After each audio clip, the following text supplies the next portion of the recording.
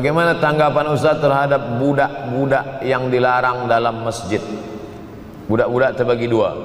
Pertama, budak-budak yang mumayyiz. Yang kedua, budak-budak yang shabi, belum sampai mumayyiz. Mumayyiz belum akil balik, tapi boleh membezakan mana baik, mana buruk, mana makanan, mana kotoran. Yang di bawah ni shabi, setahun, 2 tahun, 3 tahun, 4 tahun, itu shabi. Shabi ini tak boleh membezakan. Bila kita suruh dia diam, awal-awal dia kita katakan gini, ya. Dia pula bagi tahu kita. Ini tak boleh bawa ke masjid. Adapun yang sudah mumayyiz 5, 6, 7, 8, 9, 10, ini dibawa ke masjid. Budak-budak kecil dibuatkan sopnya di belakang. Begitu dalam fatwa Syekh Atiyah Saqar dalam fatwa Al-Azhar. Lelaki khairus sufufir rijal, sebaik-baik sop lelaki di depan. Selepas itu budak kecil di belakang, baru perempuan. Kenapa budak kecil ini di belakang? 2 alasan. Yang pertama, dia menjadi hijab dinding antara perempuan dengan lelaki. Yang kedua, sebab banyak budak kecil ini yang wuduknya rosak. Sebab apa? Sebab dia belum berkhitan. Maka di ujung kulfah ada najis. Maka kalau dia diletakkan di saf, dia boleh memutus saf. Kenapa masa di Makkah tu banyak budak-budak kecil solat di samping ayahnya? Tak sama budak kecil di sana, budak kecil sini. Budak kecil sana 7 hari khitan. Tempat kita tak tahu di Malaysia. Tempat kami di Sumatera pun beza dengan di Jawa. Di Jawa budak kecil khitan. Kami di Sumatera budak kecil macam cuti sekolah umur 10 tahun baru khitan. Itu pun banyak juga tak khitan. Yang lain khitan dia lari pula. Oleh sebab itu maka yang belum berkhitan itu ada najis di ujung, atau dia sudah berkhitan tapi wuduk dia tak sempurna. Oleh sebab itu budak-budak kecil dibawa ke masjid. Kalau dia sudah boleh ditegah, boleh membezakan mumayyiz. Budak kecil ini dibagi 3. Yang pertama shabi, belum boleh membezakan mana elok mana tak elok. Selepas itu mumayyiz, sudah boleh membezakan mana elok tak elok, tapi belum lagi akil balik. Selepas itu amrat. Amrat pakai dal. Amrat maknanya baru saja masuk akil balik. Kalau kita larang budak-budak ni di masjid, kalau ada budak-budak kecil masih berlari-lari, masih menjerit-jerit, bersyukurlah. Maknanya masjid kita 20 tahun akan datang masih tetap ada orang yang solat berjamaah. Tapi kalau di masjid itu sudah tak ada budak-budak lagi, yang ada tua-tua je, alamat kapal akan tenggelam. Sekarang banyak di masjid ni isinya orang-orang yang udah diintai-intai malaikat maut aja. Nauzubillah. Alhamdulillah masjid kita semua hadir, budak-budak kecil pun hadir, pemuda-pemuda belia pun hadir. InsyaAllah 20 tahun akan datang masjid ini tetap ramai solat berjamaah.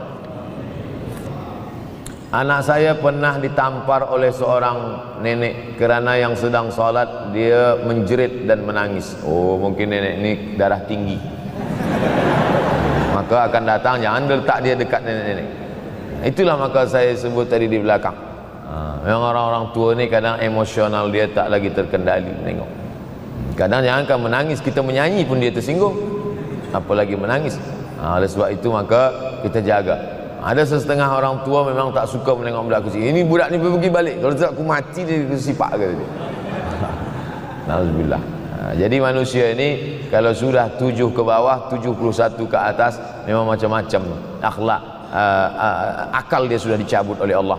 Mudah-mudahan yang kita inginkan. Makanya ada doa supaya jangan sampai an yuradda ila ardhalil umuri. Jangan sampai aku disampaikan pada usia yang hina. Ada manusia ini usianya hina. Sebab apa usia hina? Wa man nu'ammirhu nunakkishu fil khalqi. Siapa yang kami panjangkan umurnya, kami kurangkan kejadiannya.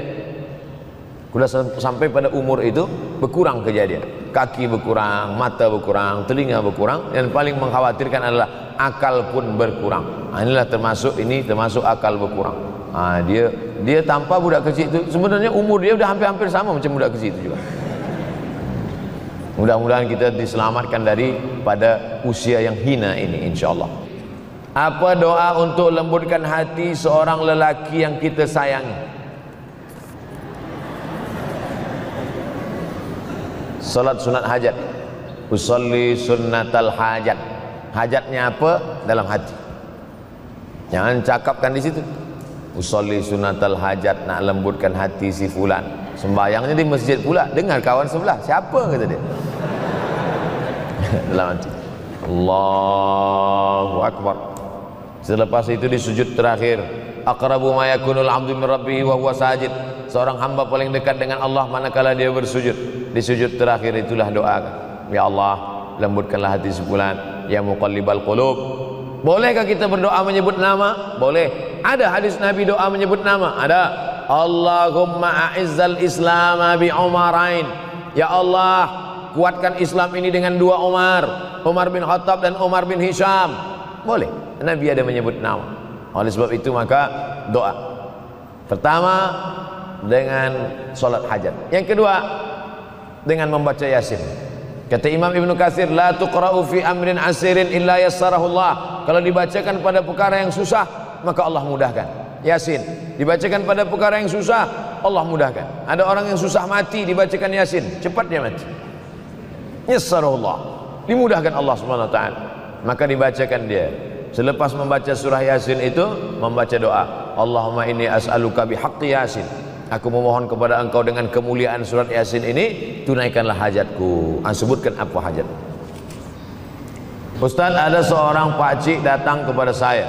Dia suruh saya simpan duit dia. Alhamdulillah. Dia cakap nanti ada masa dia datang ambil. Tapi sampai sekarang sudah 1 tahun pakcik itu tak sampai duit dia banyak. Yang saya nak tanya, bagaimana saya nak pulangkan duit dia, sementara saya tak tahu nama dia dan dia ahli keluarga dia di mana. Akan datang, mana tahu datang lagi pakcik macam ni juga.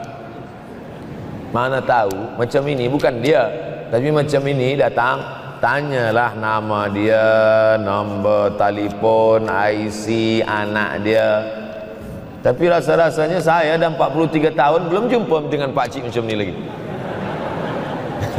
Unik pakcik. Sebab apa? Ini terkait dengan masalah harta. Wadi'ah. Wadi'ah adalah barang yang kita titipkan, yang kita wasiatkan, yang kita pesankan. Banyak orang masalah harta ini susah. Menguji emas dengan api, menguji manusia dengan harta, dengan uang. Disitulah baru nampak mana kawan, mana lawan kalau sudah terkait dengan benda, dengan materi, dengan harta, dengan duit, dengan uang. Oleh sebab itu maka tulis, ini barang dah jadi dah. Lalu bagaimana? Kita tak tahu dia di mana. Maka cari ahli warisnya. Ahli waris tak jumpa juga, balikkan kepada masalih ammah. Masalih ammah maknanya yang dipakai umat Islam secara umum. Masjid, hospital, anak yatim, usia emas, fakir miskin, bagikan kepada mereka. Bila kita ada pinjam uang orang, selepas 10-15 tahun kita nak bayar, kita tak tahu dia di mana. Anak cucunya pun sudah tak ada. Awak dah cari dia? Sudah Ustaz. Kamu dah cari anak menantu dia? Sudah. Di mana kamu cari? Di Google. Mana dapat? Carilah ke kampung dia. Tak dapat juga, maka diberikan kepada masalih ammah. Masalih ammah, kepentingan orang banyak. Kepentingan orang banyak, masjid, hospital, anak yatim, fakir miskin, orang banyak. Bolehkah saya bagi ke tahfiz? Boleh. Sebab tahfiz juga masalih ammah, orang banyak. Saya Fulan bin Fulan. Sekarang sudah terjadi banyak tanda-tanda kiamat kecil. Apakah antara tanda-tanda kiamat besar dan amalan yang boleh? Di antara tanda kiamat besar, datangnya Al-Mahdi, datangnya Al-Masih Dajjal, turunnya Isa Al-Masih, keluarnya binatang yang berbicara kepada manusia, terbitnya matahari dari barat. Tanda-tanda besar. Kita tidak disuruh mencari-cari, menunggu-nunggu, menengok-nengok. Allah Ta'ala bagi tahu itu, Nabi bagi tahu itu supaya kita siap-siap. Kalau kita dibagi tahu kamu akan mati, Abdul Somad kamu akan mati, bukan saya nak cari-cari bila saya mati, lalu kemudian saya datang ke doktor, doktor tolong cek jantung saya kira-kira tahun berapa saya mati. Bukan. Bila kita dibagi tahu kamu akan mati, maka yang perlu kita siapkan adalah bekal untuk mati. Begitu juga dengan kiamat ini.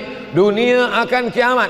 Bukan kita cari tahu bila kiamat akan terjadi, tapi maknanya kita siapkan bahwa rumah kita yang besar akan hancur, bahwa kereta kita yang cantik akan hancur, bahwa kita pun akan hancur dimakan cacing tanah. Maka siapkanlah bekal untuk menghadap hari kiamat. Itu maknanya. Yas'alunaka 'anis sa'ati ayyana mursaha. Mereka bertanya kepadamu bila hari kiamat. Qul la ya'lamuha illahu. Yang tahu hanya Allah sahaja. Manakala Nabi sedang sampaikan tazkirah, ada seorang bertanya, "Ya Rasulullah, mata sa'ah? Bila terjadi hari kiamat?" Nabi tak ada jawab. Nabi tanya balik, "Ma'adatlaha?" Nabi tak jawab. "Ma'adatlaha?" Apa yang kamu siapkan untuk menyambut hari kiamat itu? Apa jawab dia? "Hubbullah wa rasul. Hubbullahi wa rasulih." Aku cinta kepada Allah dan Rasulullah. Kata Nabi SAW, cintamu kepada Allah dan Rasulullah SAW sudah menyelamatkanmu. Maka yang perlu dari pertanyaan jamaah kepada Nabi itu menunjukkan apa yang sudah kita siapkan untuk menghadapi hari kiamat.